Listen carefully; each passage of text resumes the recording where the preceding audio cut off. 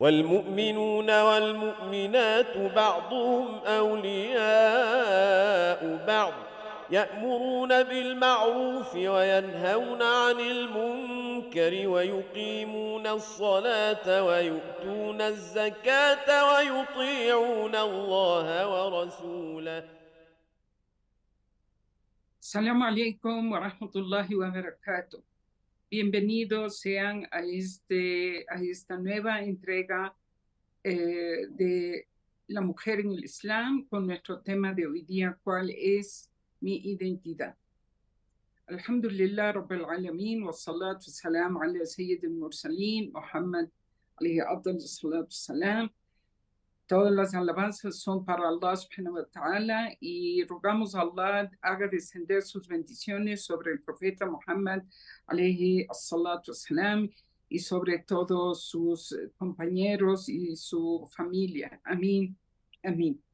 El tema para hoy día es un tema interesante, se trata de nuestra identidad. ¿Quién soy yo? ¿Cómo me identifico? Que es digamos, en los grados de concepto de la identidad, cuál va primero, cuál va segundo, cuál va tercero.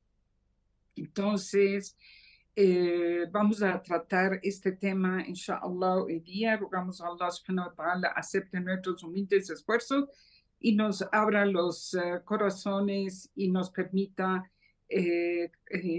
primero a mí transmitir bien el mensaje como sea del agrado de Allah y luego que inshallah Allah abra sus corazones al entendimiento de sus preceptos. Bien, ¿quién soy yo o cuál es mi identidad o qué es lo que más prevalece en mi identidad? Es una pregunta que los seres humanos nos hacemos en alguna etapa de nuestra vida, especialmente cuando uno va en la etapa de la adolescencia, donde se van marcando ya unas ciertas cuestionamientos, porque el ser humano deja la etapa de la niñez y está entrando ya a una etapa adulta. Entonces uno se cuestiona, se pregunta, ¿quién soy? ¿De dónde vengo? ¿A dónde voy? ¿Qué estoy haciendo en esta tierra? ¿Qué estoy haciendo en este planeta? ¿A dónde voy a ir después de que muero? O si la vida se termina con la muerte. Este tipo de incógnitas que son innatas en el ser humano, eso está dentro del fitra del ser humano que Allah nos ha puesto, preguntarnos quiénes somos, a dónde vamos, cuál es nuestro destino y también de dónde venimos, ¿no? Entonces, todas estas preguntas, alhamdulillah, Rabbil Alameen, Allah nos ha dado las respuestas a esto en su libro, el Corán. Los seres humanos nos vemos afectados normalmente por nuestro entorno o por lo que generalmente recibimos en nuestro hogar, en el seno de nuestro hogar, con nuestros padres. Nos identificamos con lo que ellos nos han inculcado, nos han enseñado, ¿no? Entonces, es lo que también ellos nos han repetido varias veces, qué somos, ¿no? Entonces, vamos desde muy pequeños adquiriendo una identidad de lo que nuestros padres nos transmiten. Sin embargo, cuando después ya crecemos y, como digo, entramos a esta etapa de la adolescencia, que hay muchísimos cuestionamientos de lo que estamos viviendo y lo que es la realidad de nuestro entorno, también nos afecta muchísimo y nos impacta lo que es nuestra gente con la que nosotros compartimos, con los que estamos diariamente, día a día. nos vamos contagiando de ellos y ellos también a su vez se contagian de nosotros. Es una actitud humana totalmente normal. Hoy en día también tenemos este impacto de lo que sucede, lo que se escuche, se oye en las redes sociales, están al alcance de todo el mundo, toda esta información está bajo el clic de un dedo. Entonces, por supuesto, este tipo de cosas, si son muy repetitivas, se nos va haciendo mella, va dejando un impacto en nuestra forma de ser, en nuestra forma de ver y cómo nosotros nos vamos identificando y cómo nosotros vamos tomando ciertos caminos y ciertos rumbos con los que nosotros vamos eh, queriendo ser parte de eso, de esa identidad que vamos viendo en nuestro diario vivir. Bien, vamos a analizar nuestras bases.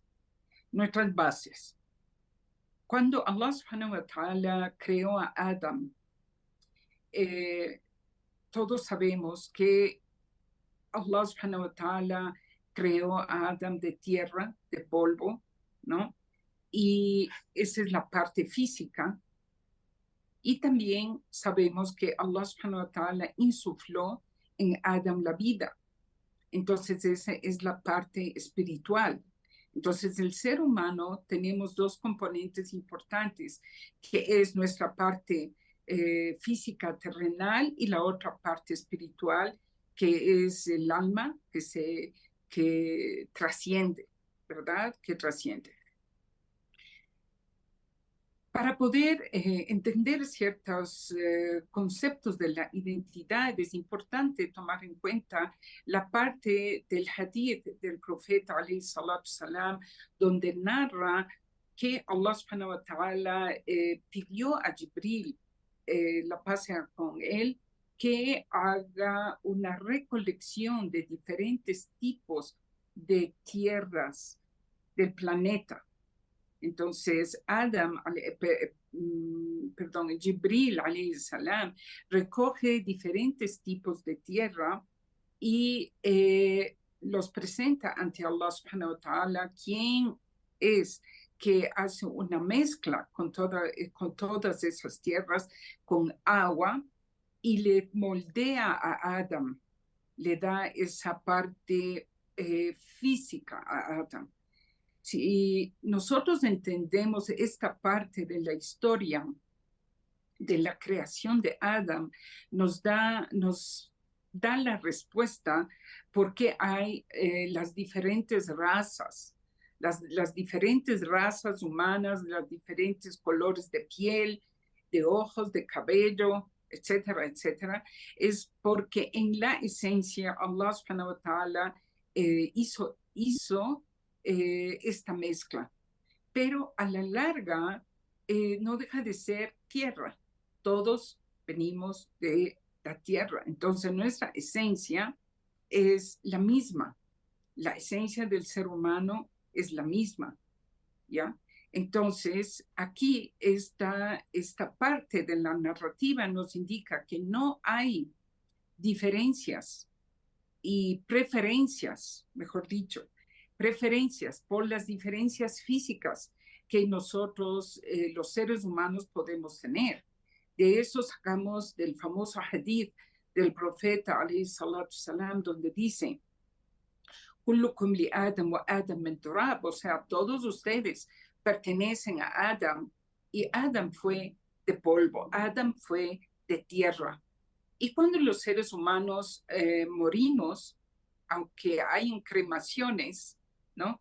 Realmente el ser humano vuelve a su esencia original, que es la tierra, de los componentes y elementos químicos que fue formada el planeta. También nosotros somos formados de esos elementos químicos y comemos y nos alimentamos de las plantas y los animales que tienen los mismos elementos químicos, pero en diferentes proporciones, ¿no? Entonces, todo viene a darnos que nuestro origen es un origen similar, todos pertenecemos al mismo origen y por ende no hay una superioridad en la raza, en la etnia, en la nacionalidad, donde nacemos, donde morimos, todos somos lo mismo, o sea, nuestro inicio y nuestro final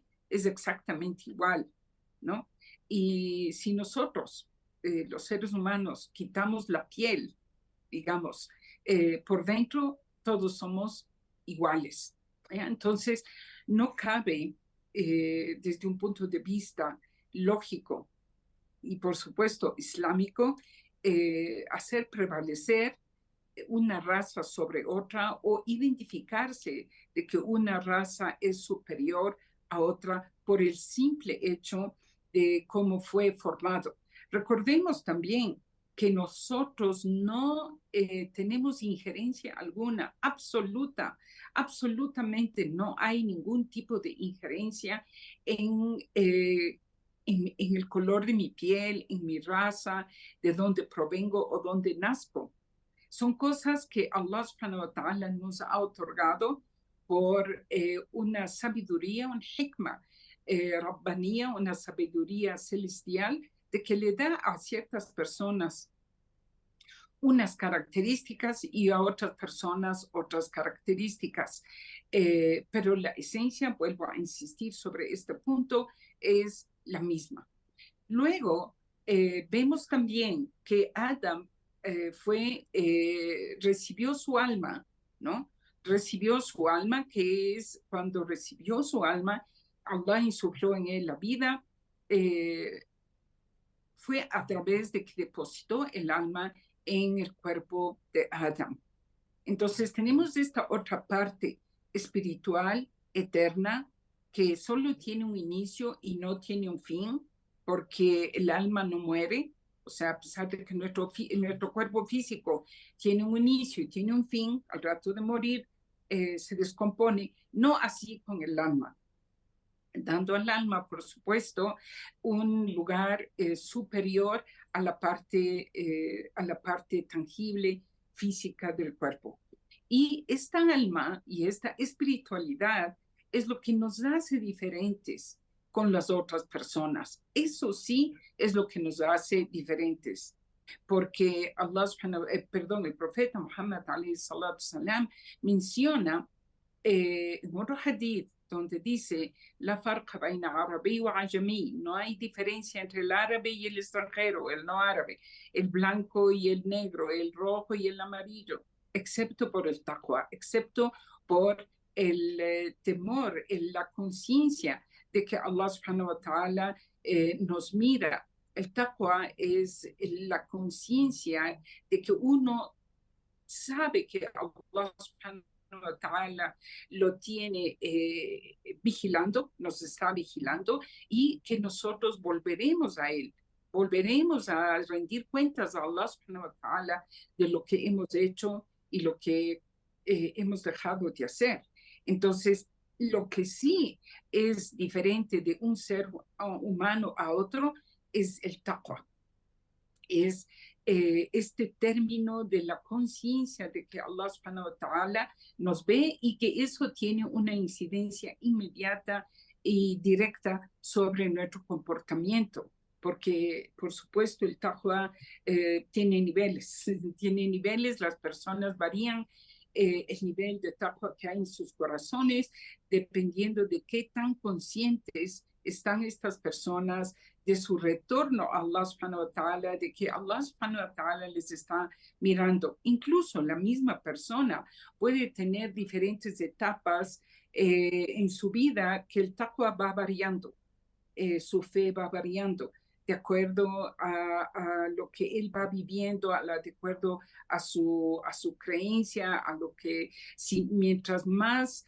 acciones de bien haga, más cerca está de Allah subhanahu wa ta'ala, pero mientras más pecados cometa, más lejos estará de Allah subhanahu wa ta'ala, y por ende tanto su fe como su taqwa, como su temor a Allah subhanahu wa ta'ala decrece o se incrementa de acuerdo a eso. Bien, algo más también sobre la identidad, que hoy en día sobre este asunto de los géneros que se ha puesto de moda, debemos recordar que cuando Allah subhanahu wa ta'ala creó a Adam, también creó a Eva del mismo ser de Adam, de su costilla. Eso está en los hadiths del profeta Muhammad y también, alayhi salatu salam, y también en los libros anteriores como la Biblia y el Evangelio, donde Allah nos comenta cómo fue la creación de Adam y de su esposa. Entonces vemos que Allah subhanahu wa ta'ala crea dos tipos de humanos, hombres y mujeres, sin que haya un tercer tipo o un cuarto tipo o un quinto tipo, simplemente son dos seres humanos, hombres y mujeres. Entonces esto también es parte de la identidad que uno debe conocer y saber y aceptarse. Aceptarse como Allah subhanahu wa ta'ala le creó y por qué le creó, siendo hombre o siendo mujer. Hay una sabiduría divina en por qué hizo Allah subhanahu wa ta'ala al hombre hombre y a la mujer mujer. Y esto nos lleva a que tanto los hombres como las mujeres somos un complemento el uno del otro. El hombre y la mujer somos un complemento el uno del otro.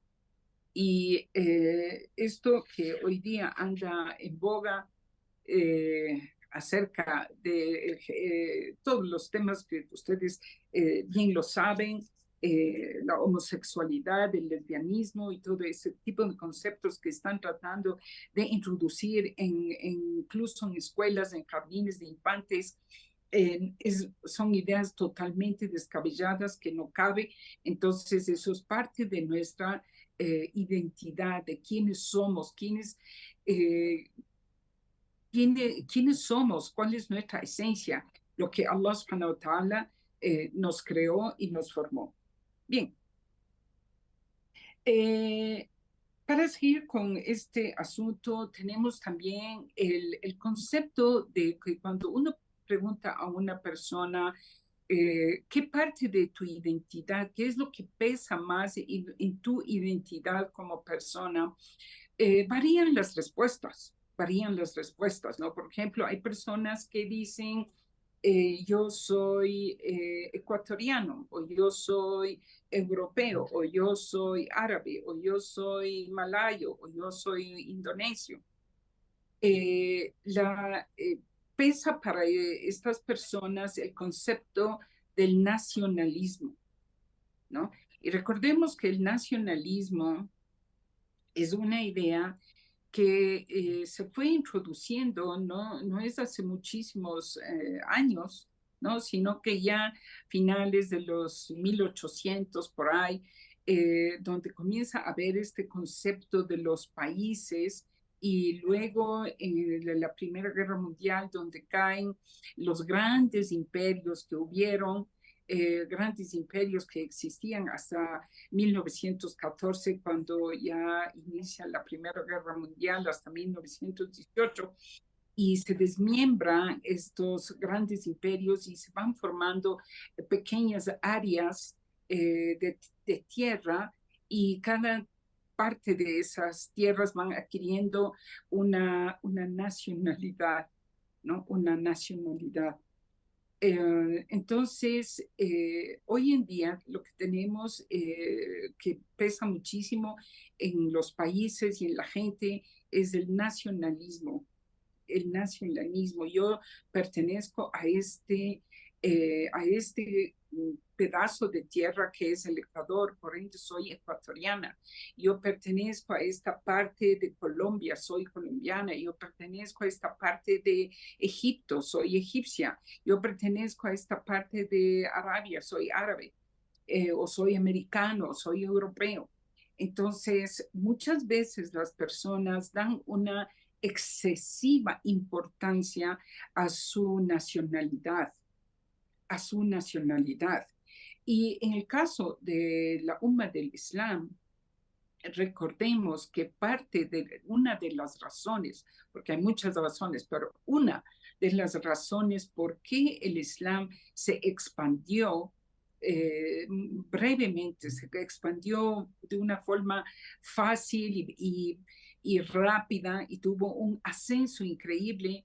La expansión del Islam abarcó muchísimas tierras, muchísimas etnias, porque lo que hace el Islam, querida audiencia, es borrar las diferencias de las nacionalidades, las razas y las etnias. No es que dejen de existir. El blanco es blanco, el moreno es moreno, el amarillo es amarillo, el chino que nació en la China, el que nació en el Ecuador, el que nació en Arabia, siguen teniendo sus rasgos, características físicas de cada raza, como dijimos al inicio cuando hablábamos de Adam y su creación.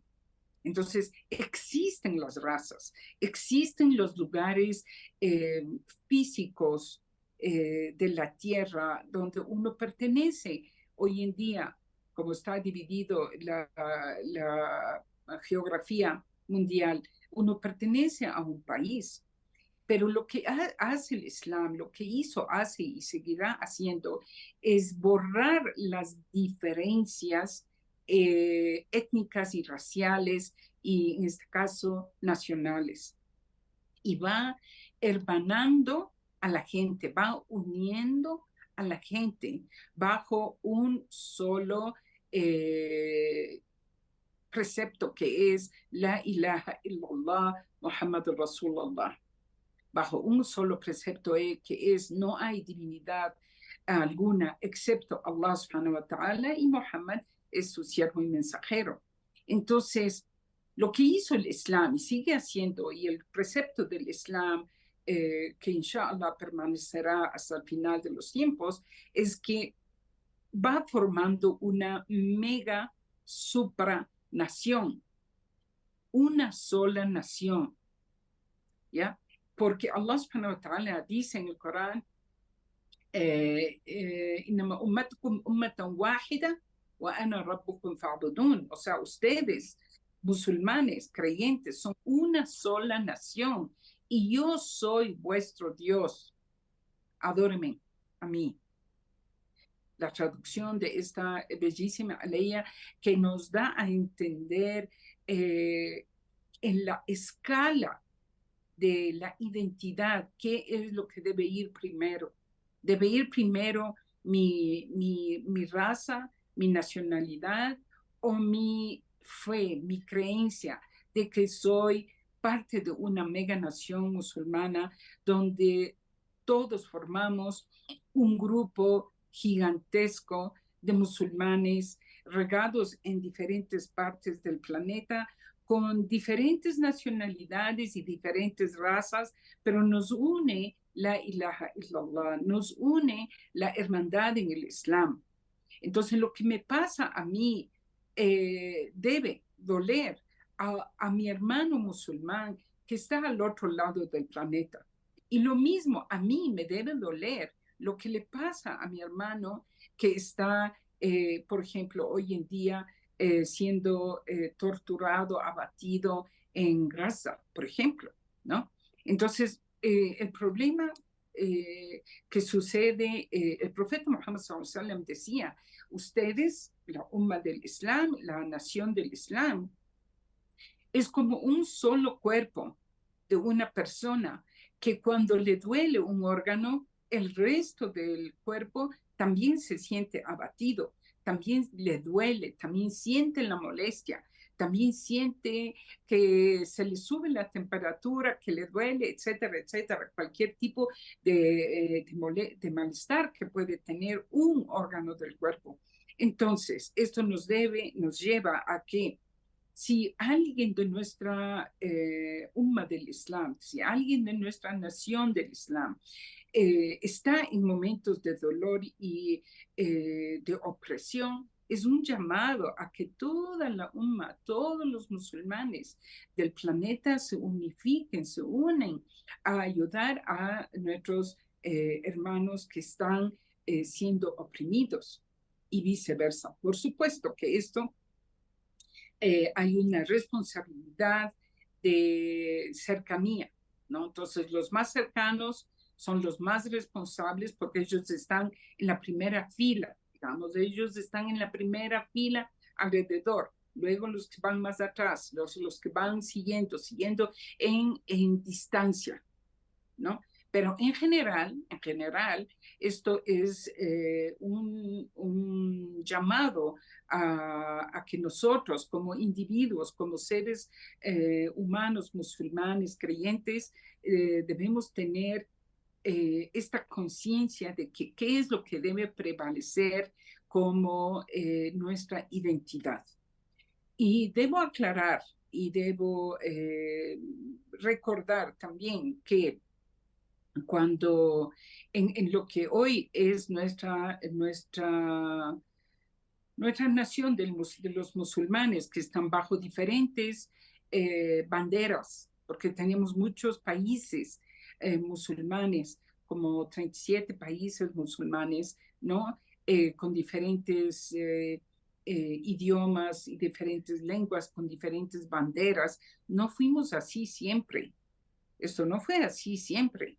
Siempre a lo largo de la historia del Islam nosotros formábamos un solo ente, una sola nación sobre diferentes tierras y los musulmanes se transitaban de un lado a otro en distancias bastante largas, desde España hasta cerca de la China, como un solo país islámico, un solo país islámico donde no habían pasaportes de diferentes nacionalidades como hoy las tenemos y como hoy hay tanta diferencia que eso fue el legado que dejaron la colonización de los países como fueron los ingleses, los franceses, los italianos, que dejaron dividiendo estos países islámicos, ¿no? Entonces, no siempre fue así, no siempre fue así, sino que esto es hace más o menos unos 100 años atrás, un siglo atrás, que la UMA físicamente quedó dividida en diferentes países, porque el concepto del enemigo era divide y vencerás, divide y vencerás. Entonces, mientras más países pequeños hay, le ponemos ahí un monarca, le ponemos ahí un presidente, alguien, ¿ya? Y le hacemos dueño de eso y dueño de los recursos, entonces vamos debilitando a esta gran nación del Islam. Pero ese no es el concepto que Allah subhanahu wa ta'ala quiere para nosotros, quiere para los musulmanes. Cuando nosotros, como musulmanes, cada uno, usted y yo, en el lugar que Allah subhanahu wa ta'ala nos ha permitido estar hoy en día, debemos hacer la conciencia y el cambio para unificar nuestras filas. Hasta aquí nuestra primera entrega. Inshallah, seguiremos en la segunda parte. Estamos abiertos para recibir cualquier inquietud o pregunta que tengan sobre este tema u otro. Jazakumullah khair. Assalamu alaikum. Hasta después de la pausa.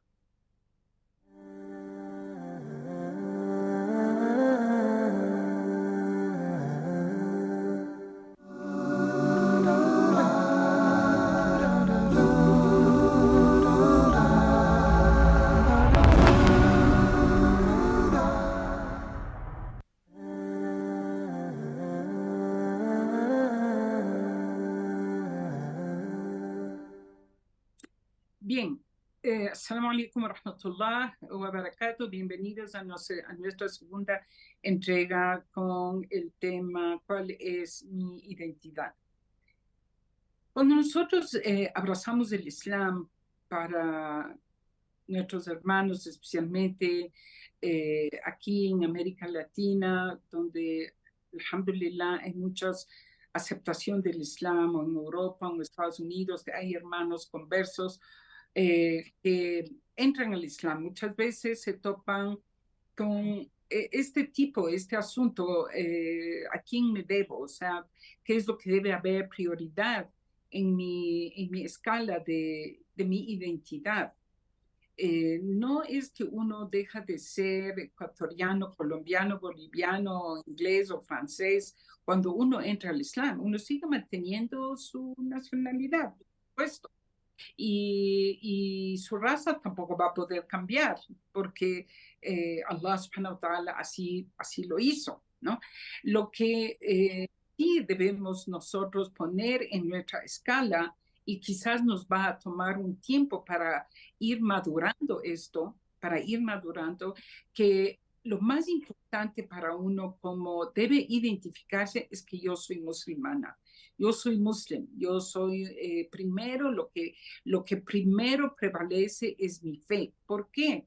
Mi identidad como muslim, porque eso es algo que nosotros vamos a tener que rendir cuentas a Allah.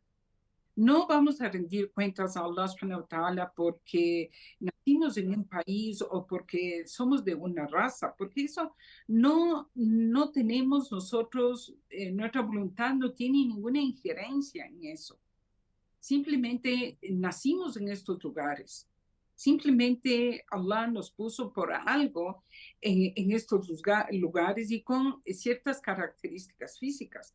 Pero sí vamos a ser contabilizados sobre nuestra aqida, nuestra fe y nuestro comportamiento que debe ser resultado de nuestra fe que llevamos, nuestra creencia, ¿no?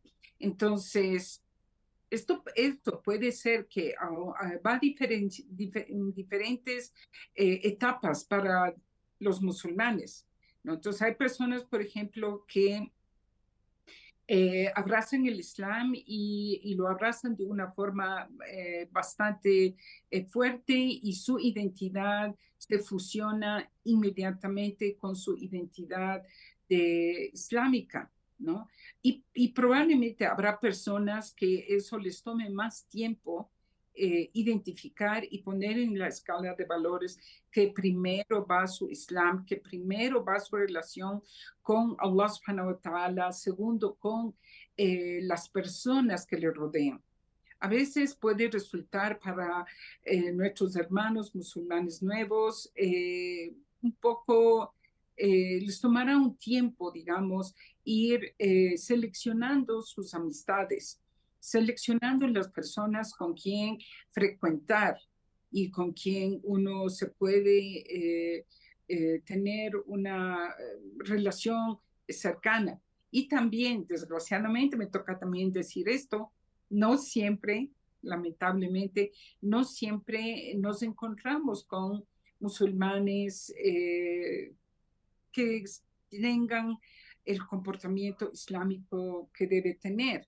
Y puede ser que uno se topa con musulmanes que también a su vez tienen el punto de su nacionalismo también muy fuerte, ¿no?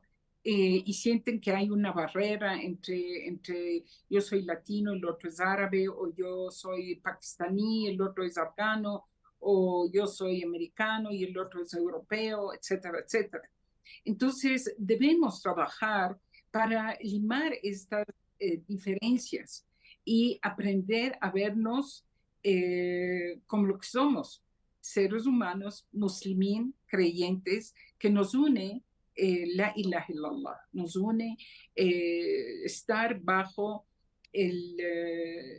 esta hermosa creencia que es ser musulmanes, monoteístas, adoradores de un solo Dios, y eso es lo que nos debe unir. Para poner ejemplo o poder entender este tipo de cosas, me gustaría hablar de la primera etapa, no tan primera etapa del Islam, sino ya en unas etapas más avanzadas del Islam. Recordemos, para los que se conozcan la historia y para los que no conozcan la historia, les comparto que habían dos tribus famosas, el Aus y el Khazraj, que eran dos tribus árabes que habían tenido alrededor de 100 o 120 años de guerras continuas. Dos tribus árabes que se mataban entre sí y era avivado el fuego por unos judíos que vendían armas a los unos y vendían armas a los otros. Y estas dos tribus tuvieron unas matanzas increíbles y, como digo, fue unas guerras que duraron 100 o 120 años según algunas narraciones. Resulta que estas dos tribus, a la venida del profeta, alayhi salatu salam, cada una entró al Islam, cada una aceptó el Islam. Pero prevalecía este tipo de rencor y podría decir hasta un poco de odio, que eran el resultado de lo que habían vivido por más de un siglo, ¿no? Porque son cosas que la gente no puede olvidar fácilmente. Mató a mi primo, mató a mi padre, mató a mi tío, mató a mi hermana, etcétera, etcétera. Entonces, no son cosas que la gente puede olvidar fácilmente. Sin embargo, el profeta Muhammad alayhi salatu salam, cuando entró a Medina, preguntó por uno de los grandes representantes de la tribu, el Khazraj, y también de la otra tribu, el Aus, y les puso a su lado, uno a un lado, otro al otro lado, uno a la izquierda, otro a la derecha, y dándoles la importancia que tenían el uno y el otro, y diciéndoles que cuando uno abraza el Islam, lo importante es que estarán en el paraíso junto a Allah subhanahu wa ta'ala, y este tipo de malos sentimientos que uno ha llevado deben quedar atrás, porque ahora hay una nueva identidad bajo la cual uno tiene ahora una nueva familia, que es la familia islámica, la mega familia islámica. Y Allah subhanahu wa ta'ala habla de estos incidentes en el Corán, cuando Él dice que Él fue quien, Allah subhanahu wa ta'ala fue quien, allafa baina al-qulub, Él es quien puso el cariño, la hermandad en los corazones de en este caso, de estas dos tribus. Y Allah dice, sí, al profeta Muhammad, si tú hubieses gastado todo lo que hay en los cielos y en la tierra, no hubieses podido hermanar los corazones, que se quieran y se respeten, sino es Allah quien pone eso en los corazones. Entonces, vemos que esto tiene digamos, dos asuntos. La una, que el musulmán debe trabajar con su ego, debe trabajar con su nafs.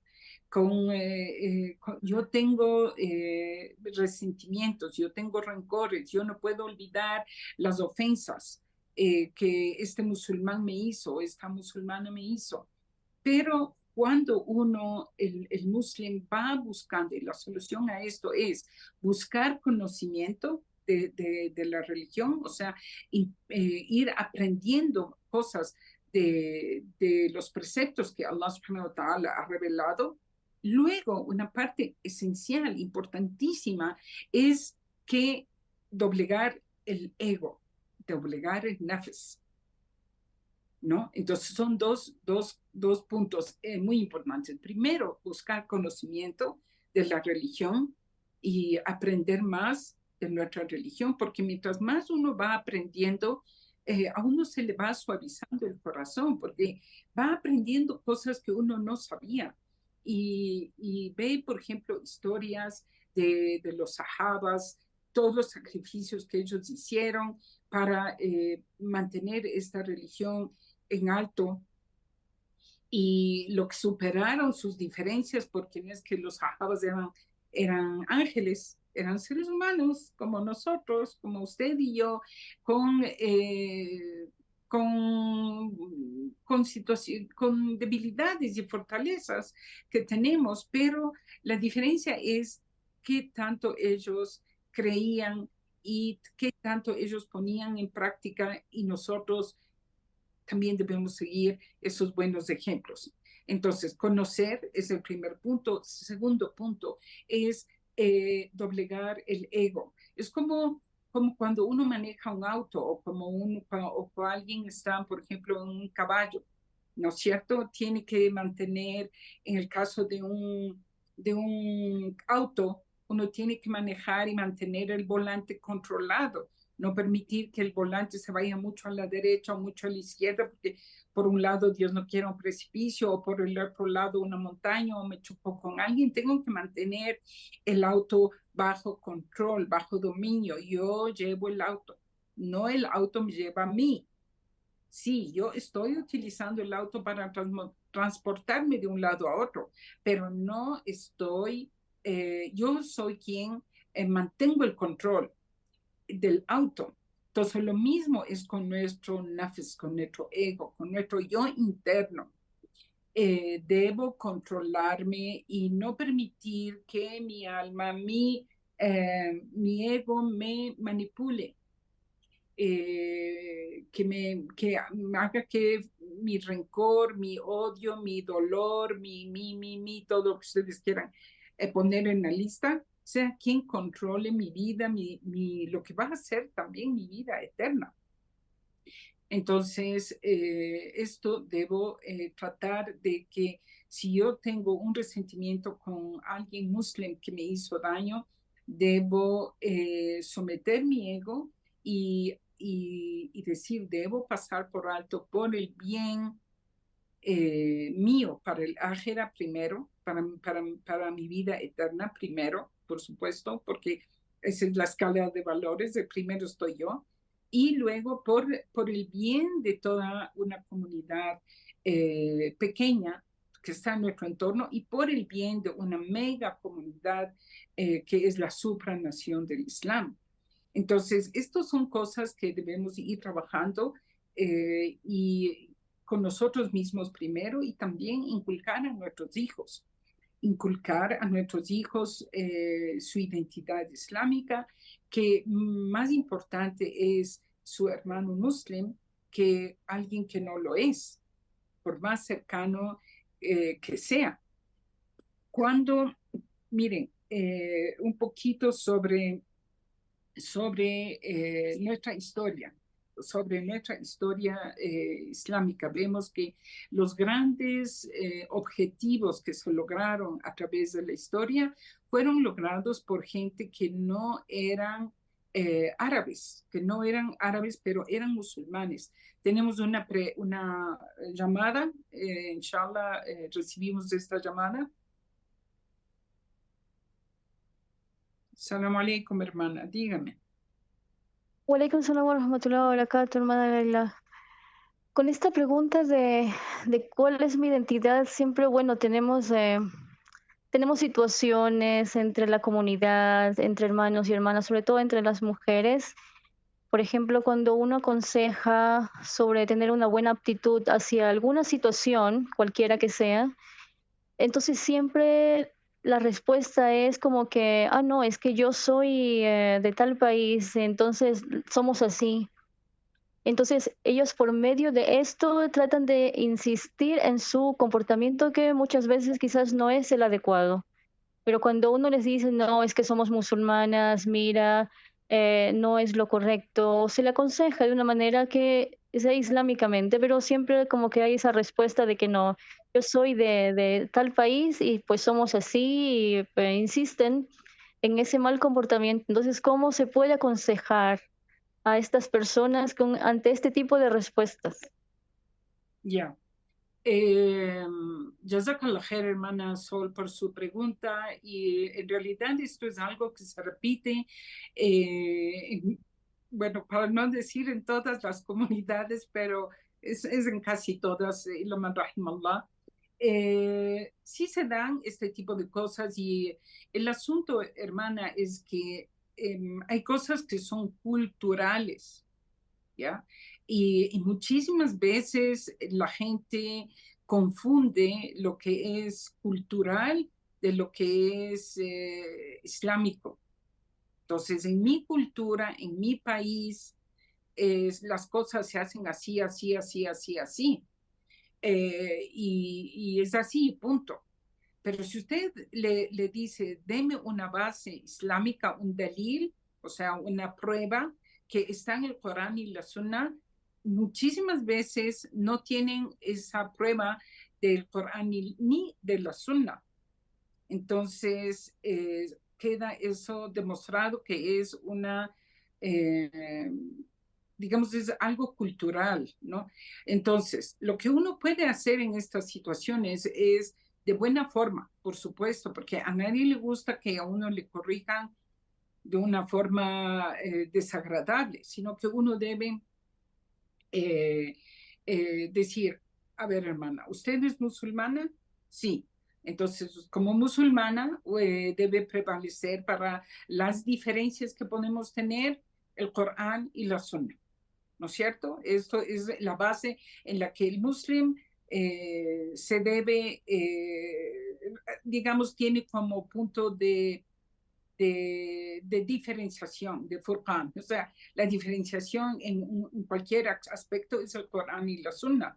Entonces, si no están en el Corán y la Sunna, no debemos hacerlo. Y uno debe ser lo suficientemente humilde para admitir su error.